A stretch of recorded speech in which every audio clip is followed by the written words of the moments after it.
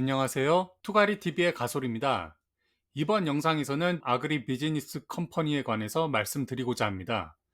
저번 영상에서 말씀드렸듯이 아그리 비즈니스 컴퍼니는 농업에 투자할 수 있는 현실적인 방법이라고 할 수 있습니다. 이 컴퍼니에 투자할 수 있는 방식은 크게 두 가지가 있습니다. 첫 번째 방식은 대형 펀드에 투자하는 것입니다. 이런 대형 펀드를 운영하는 회사는 농장을 여러 개를 소유하면서 여러 농장의 종합적인 수익으로 수익률을 내는 방식입니다. 다시 말해 일반 펀드나 주식 투자와 비슷한 느낌인데 단지 농업에 투자하는 펀드를 말합니다. 두 번째 방식은 농장 한 곳에 직접 주주로서 투자를 하는 것입니다. 2명에서 10명 숫자에 관계없이 서로 지분을 가지고 지분에 따라 수익률을 가져가는 형태인데 이런 방식을 쉐어 파밍이라고 합니다. 이 쉐어 파밍이 저번 농장 수익에 관한 영상에서 말씀드린 10% 이상의 연간 수익률을 낼 수 있는 방법입니다. 투자자들끼리 자본을 모아서 농지를 구입하고 농장의 전반적인 관리를 맡는 매니저를 고용합니다.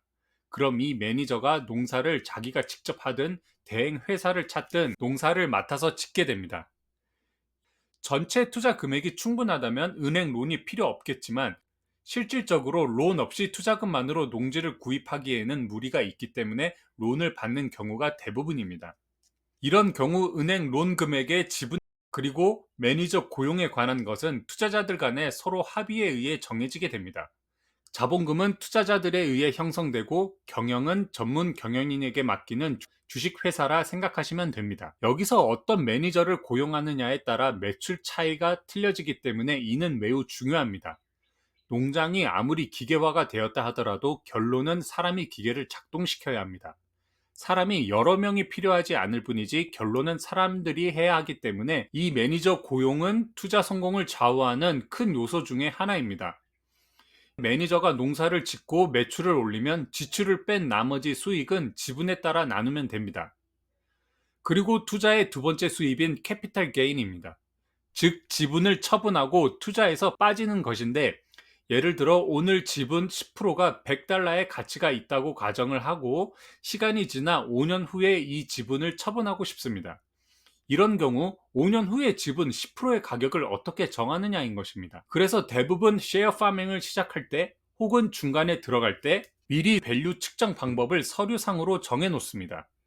여러 가지 밸류 측정 방법이 있겠지만 제가 생각하기에는 농업 부동산 전문 밸류 측정 업체에 의뢰를 하는 것이 가장 합리적이라고 생각합니다. 이 밸류 업체는 농장의 위치, 농장의 시설, 그리고 생산량까지 농장의 모든 요소를 전체적으로 평가하여 밸류를 측정하게 됩니다.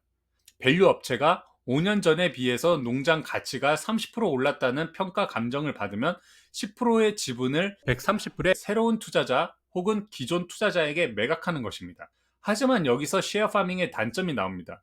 자기 지분을 매입해줄 사람을 개인적으로 직접 찾아야 한다는 것입니다. 반대로 말해 쉐어 파밍을 시작하고 싶어도 투자처를 개인적으로 찾아야 하는 문제가 있습니다. 제가 채널 첫 영상으로 소개시켜드렸던 팜랜드 밸류 영상을 보면 농업 비즈니스 전문가 데이비드 굿펠로우 씨가 파루 페스토랄 컴퍼니 740밀리언 프로젝트에 2밀리언을 투자한 사례가 좋은 예시입니다. 실제로 전문 부동산 투자자나 아니면 데이비드 씨처럼 농업의 큰 네트워크를 개인적으로 가진 사람이 아니라면 쉐어 파밍의 기회를 찾는 것은 솔직히 쉬운 일은 아닙니다.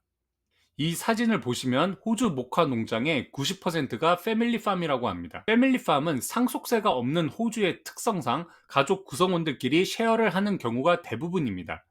즉 나머지 10%의 팜 그리고 몇몇 패밀리팜의 투자 기회를 잡아야 하는데 이렇게 투자 기회를 잡기가 힘들다는 단점이 있습니다. 하지만 쉐어파밍은 시작이 힘들지만 시작만 했을 경우 굉장히 장점이 많은 투자처입니다. 먼저 원금 보장. 쉐어파밍 또한 원금 보장이란 말을 쓸 수는 없습니다. 하지만 보통 부동산 투자와 마찬가지로 투자금은 부동산에 묶여 있습니다.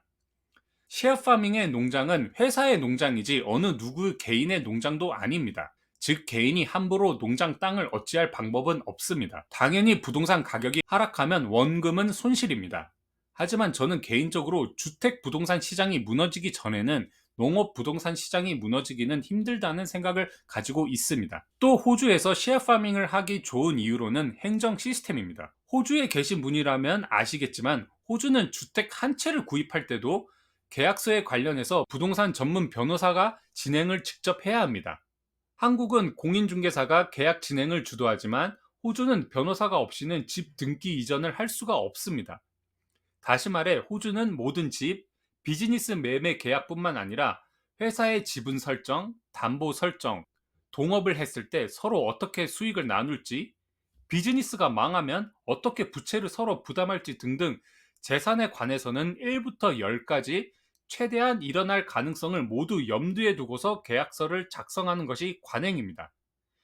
어떻게 보면 과하다 싶을 정도로 계약서 약관을 만드는데 이는 사실 쉐어, 즉 동업에 있어서 서로 안전장치를 마련하므로 향후 발생할 수 있는 문제를 미연에 방지할 수 있는 큰 장점이 있습니다. 좀 심한 쉐어 파밍 회사들은 수익을 배분할 때 투자자들에게 직접 돈을 주지 않습니다. 투자자가 고용한 변호사에게 먼저 수익을 주고 그 변호사가 투자자한테 다시 수익을 전달하는 경우도 있습니다. 쉽게 말해 같이 동업하는 사람이 사기칠 수 있는 방법을 사전에 차단할 수 있는 시스템이 갖춰져 있습니다. 사실 쉐어 파밍은 수익률 측면에서는 좋은 투자처지만 찾는 것도 힘들고 설사 투자처를 찾았다 하더라도 단순히 돈만 투자하는 것이 아니라 변호사를 고용하고 서로 계약 관계에 대해서 협상을 해야 하는 번거로움이 있습니다. 지금까지 쉐어 파밍에 대해 알아보았는데요. 서류적 번거로움이 없고 쉽게 투자할 수 있는 농업 대형 펀드, 그리고 투자 대행 회사도 있습니다. 다음 영상은 농업 대형 펀드, 그리고 투자 대행 회사에 대해서 설명을 드리도록 하겠습니다. 영상을 끝까지 시청해주신 여러분 정말 감사합니다. 구독, 좋아요, 알림 설정 부탁드립니다. 도와주십시오!